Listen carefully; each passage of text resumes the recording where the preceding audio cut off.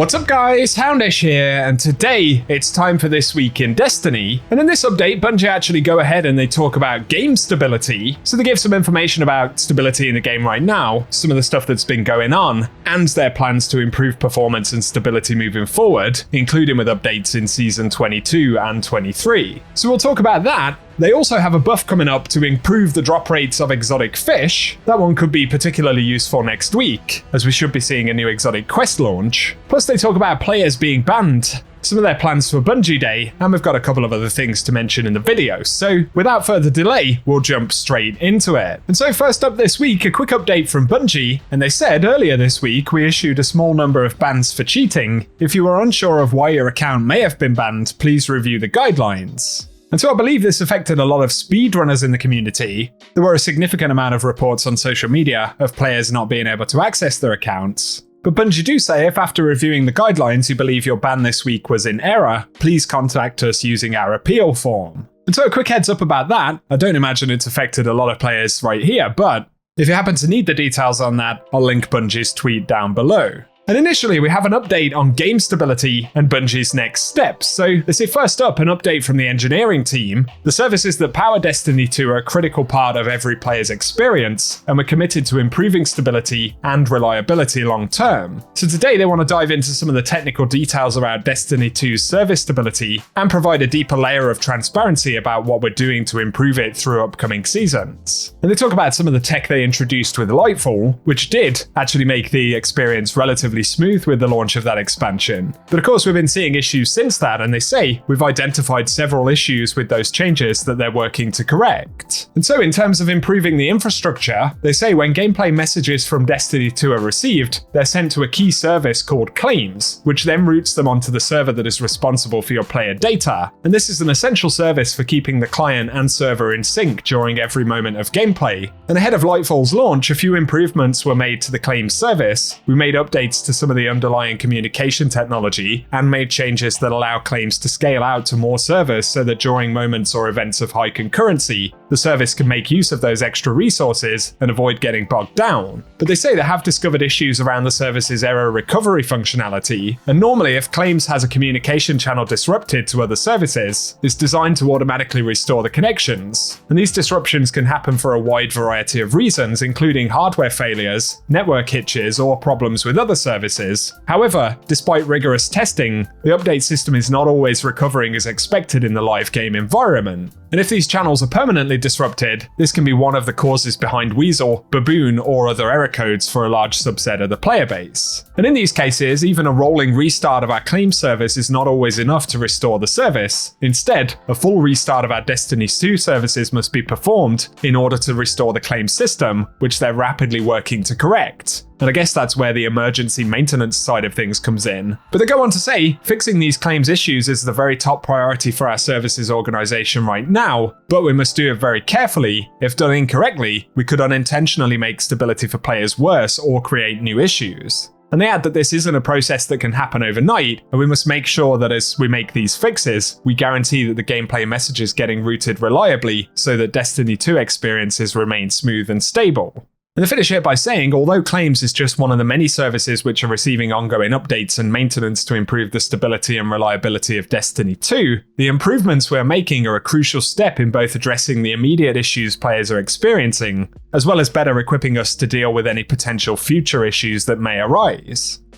And so moving forward, they say to give everyone a clear understanding of our next steps to steadily improve game stability, we've deployed a roadmap with key milestones over the next 2 seasons. So in terms of ongoing updates, they'll continue to make improvements to the production and deployment processes to reduce the risk of disruption for players, while reducing our maintenance and deployment downtime windows. And they say we'll constantly also improve our response procedures for incident recovery to bring D2 back online as quickly as possible. But then, in the mid-season 21 update, they say they'll be making targeted improvements to the logging and alerting systems, allowing us to diagnose issues more quickly with Claims and related systems. And these changes are designed to minimize the risk of further degrading stability, while helping us to confirm the effectiveness of fixes further on the roadmap. Then beyond that, with Season 22's launch, they say we're deploying a large set of improvements meant to improve self-healing ability of Claims and to reduce the odds of us needing to bring D2 offline. So they're adding functionality for services to detect claim services that are in an unhealthy state and to send their messages to healthy services instead. And on top of that, they're making 6 targeted fixes to claim systems where we've identified issues that could impact claim stability or recovery. And they'll be making an improvement to better evict old gameplay messages in the pipelines, which should help with faster recoveries and reduce the chance of a death spiral or slow messaging causing slow messages. And then in addition, they're deploying improvements that'll help us make D2 services even more robust in future. So they're adding an improved support for targeted chaos testing against our services, and it allows us to better simulate different failure modes for the services.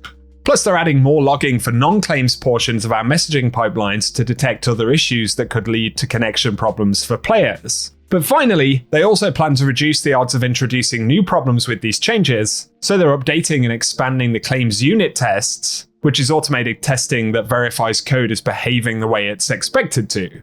And beyond that, with Season 23's launch, they say based on the results of 7.20 updates and improved logging, they'll be targeting deeper and broader architectural improvements to improve the service stability and rapid recovery of Destiny 2, which include a range of additional improvements. And so, at least on that particular subject, of course, the rest of the game aside, it's positive that Bungie are communicating a bit more, kind of explaining why some of these issues have been arising, and it does kind of stem from a lot of the updates that they did in LIGHTFALL. That's not to say, of course, that the game was perfectly stable before that, but some of the upgrades they've been working on haven't necessarily always had the desired effect, so they're working on trying to improve that over time. So essentially, over the next 2 seasons, we hopefully will see the performance improve, which should mean quicker updates, which was always the goal from Bungie, but hopefully less errors occurring during that process and more ways of recovering the game, especially without it meaning emergency maintenance where the game ends up offline for an extended period of time. So,